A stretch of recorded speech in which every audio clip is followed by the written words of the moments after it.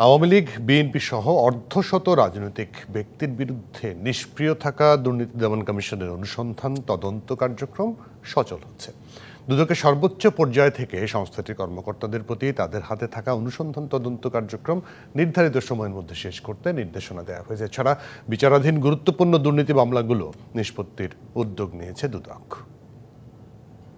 চেষ্টা করতেছি তদন্তের নির্দিষ্ট সময়ের মধ্যে তদন্ত শেষ করতে। তবে আমাদের এখানে বিএনপি আওয়ামী লীগ কে কী করলো সেটা আমাদের ব্যাপার না। আমাদের অভিযুক্ত যে ব্যক্তি অভিযুক্ত তার বিরুদ্ধে কাজ করছি, তার পলিটিক্যাল পরিচয় নিয়ে আমরা ভাবতেছি। এ বিষয়ে কথা বলার জন্য আমাদের সঙ্গে অতিথি হিসেবে সরাসরি যুক্ত হয়েছেন বাংলাদেশ সুপ্রিম কোর্টের আইনজীবী অ্যাডভোকেট মঞ্জুল মোর্শেদ। মঞ্জুল মোর্শেদ, আপনাকে স্বাগত। সরাসরি জানতে চাই, নিষ্ক্রিয় থাকা মানে কি রাজনৈতিক প্রভাব, প্রভাবশালী প্রভাব, এ কারণে নিষ্ক্রিয় থাকে না অন্য কোনো কারণ আছে? কারণ তো অনেকগুলোই থাকতে পারে। একটা হলো আপনার কাজের প্রেফারেন্স, ধরেন আপনাকে কাজ দিল, সে কাজটা আপনি করছেন, হঠাৎ করে আরো কতগুলো কাজ চলে আসলো, তখন সেই আজকের কাজটা কিন্তু নিচে পড়ে যেতে পারে, তাই না? এটাও একটা নিষ্ক্রিয়তা।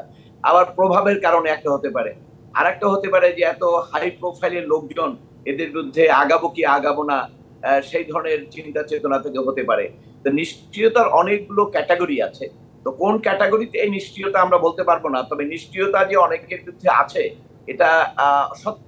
কারণ আপনি জানেন যে এই অনেক দলের সাধারণ সম্পাদক থেকে শুরু করে প্রভাবশালী অনেক এমপি, অনেকের বিরুদ্ধে অনেক নোটিশ দেওয়া হয়েছিল, যেটা আমরা দেখেছি পরবর্তীকালে তারা সরকারের বিভিন্ন সমর্থন দেওয়ার কারণে তাদের বিরুদ্ধে আর আজ পর্যন্ত আমরা কোনো খবর পাইনি যে তাদের বিরুদ্ধে এগুলো তদন্ত হলো কি হলো না।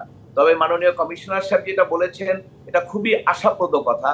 এটি কিন্তু মানুষ চায়, আসলে দুদকের কাছে এটি মানুষ প্রত্যাশা করে যে দুদক দল নিরপেক্ষভাবে বলবে যে আমরা দলমত নিই না, আমার কাছে যে অভিযোগ আসবে সে অভিযোগের সত্যতা আমরা দেখব, যদি সে দুর্নীতি করে থাকে তাকে আমরা আইনের আওতায় আনবো। এটি কিন্তু মানুষের প্রত্যাশা এবং আইনের কাঠামো কিন্তু তাই আছে।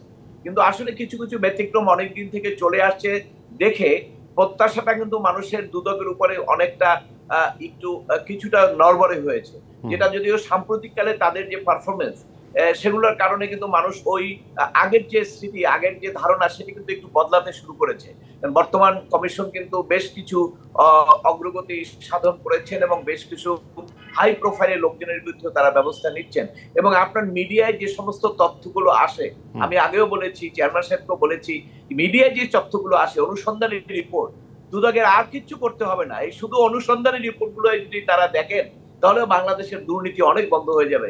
নগদের কাছে সব গ্রাহকই প্রিয়, তাই তো সারা দেশে ক্যাশ আউট চার্জ সবচেয়ে কম।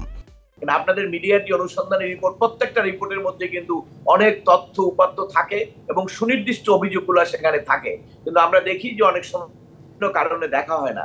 কিন্তু আজকে এই যে প্রাক্তন আইজিপি বা প্রাক্তন সেনাপ্রধান, আমরা শুধু একজন দুইজন দেখতে এটা আমরা খুশি তা কিন্তু বলবো না আমি, এবং এটা আমরা যে খুবই স্যাটিসফাইড তাও বলবো না আমি, কারণ এরকম তো আরো শত আছে। আপনি দেখেন যে একজন কম্পিউটার অপারেটরের স্ত্রী, তার নামে কি সম্পত্তি এসেছে। আমরা চাই যে যেভাবে সরকার জিরো টলারেন্সের কথা বলেছে, ফিল্ড লেভেলে দুদকের মাধ্যমে সেই জিরো টলারেন্সের কর্মসূচিটা দ্রুত কার্যকরী করা হোক, এবং দুর্নীতির ক্ষেত্রে শুধু পুলিশ না, পুলিশ থেকে আরম্ভ করে যত কিছু আছে প্রফেশনাল, প্রত্যেককে সেই জায়গাগুলোকে তাদের দুর্নীতি খুঁজে বের করে সেটি ব্যবস্থা গ্রহণ করা হোক। এবং এর জন্য যদি প্রয়োজন হয় দুদকের আরো লোকবল, এবং আরো যদি মনে করেন যে আরো তাদের লোকবল দরকার, আরো ট্রেনিং দরকার, সবকিছু যত কিছু করা দরকার সবকিছু করে দুদক যদি সেটা করে, তাহলে দুদকের কাছ থেকে মানুষের প্রত্যাশা কিন্তু পূরণ হবে। জি, সাম্প্রতিক সময়ের পারফরমেন্স কি আপনার মনে হয় যে সরকারের হস্তক্ষেপ বা সরকারের সমর্থন না থাকলে দুদক নিজস্বভাবে কিছু এত দূর এগোতে পারবে? এটা মানুষের পারসেপশন। আসলে আমি মনে করি যে অনেক সময় হয় কি, সিচুয়েশন এমন থাকে যে সেটা অ্যাভয়েড করা যায় না।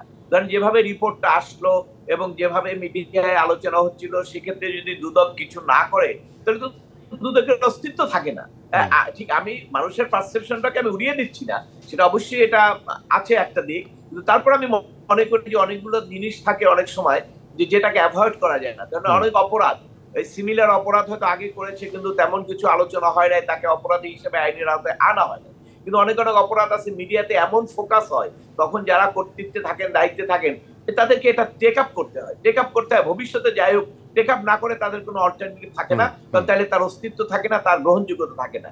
এই কারণে হয়তো হয়েছে। কিন্তু যদি এটাই হয় যে আপনার উপর লেভেলের গ্রিন সিগন্যাল, গ্রিন সিগন্যাল যদি আসে, তাহলে গ্রিন সিগন্যাল একটু আগে যে কমিশনার সাহেব যে বললেন, যে আপনারা নিউজে বলতেন যে আওয়ামী লীগের অনেক দলীয় বিভিন্ন পদে যারা আছেন তাদের সেই সমস্ত যে ফাইলগুলো এখনো নড়চড় করে না, সেগুলোও তারা সামনে আনছে।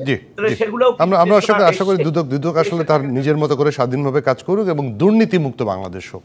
মঞ্জুল মোর্শেদ, আপনাকে অনেক ধন্যবাদ, কৃতজ্ঞতা সময় দেওয়ার জন্য।